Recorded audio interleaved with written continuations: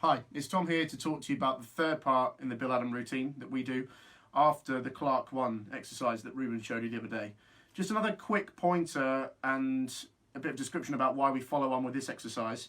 I was lucky enough to study with one of Bill Adam's students, and when we played through the Clark 1 together, we did it at quite ear-splitting volume, but if you can keep the air moving at a loud volume, it makes the next part of the exercise feel quite nice because you're working through the full dynamic range. It's a bit of a misconception that everyone says practice at a comfortable mezzo forte, but if you can keep everything moving at a loud volume and it doesn't back up on you, then you should try and aim for that. So after you've done these parts of the Clark 1, this is what we next move on to.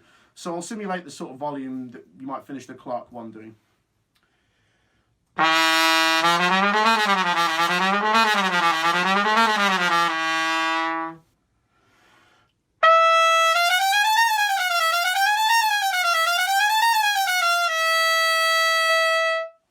So after we've done that bit of the Clark 1, we move on to the next exercise, which is the Schlossberg number 6. So the way that Mr. Adam would play and teach this exercise, from day to day he might change it up, so he might crescendo through the whole thing, or decrescendo through the whole thing. There's a really good example of that in the link we posted a couple of weeks ago of Greg Wing, one of his students, playing through the routine with him. So if you want to go check that out, that's in one of the links below.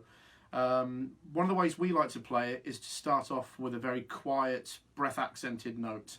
So you're keeping your chops forward to start the note at the quietest point, kind of like a whisper tone, and you're moving the air through all the dynamic levels of the trumpet into the loudest point of the timbre, where you then tongue the note, not to stop the air, but just to accent that as the loudest part of the note. Then you decrescendo back down and try and finish how you started with a very quiet whisper tone type sound. So we start this exercise on a middle C, and then we move it down chromatically.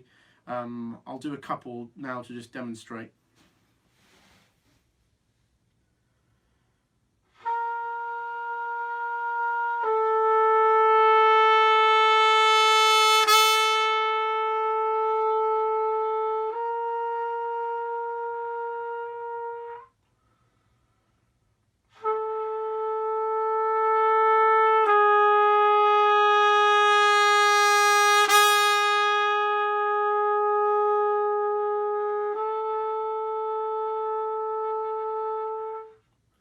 And you continue that all the way down to bottom G, F sharp.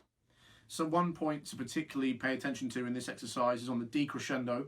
So you've just tongued the loudest part and you're on the lower note.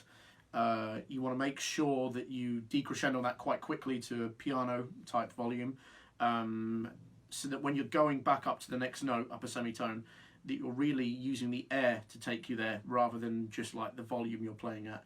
That's how you can really tell if your airstream's working.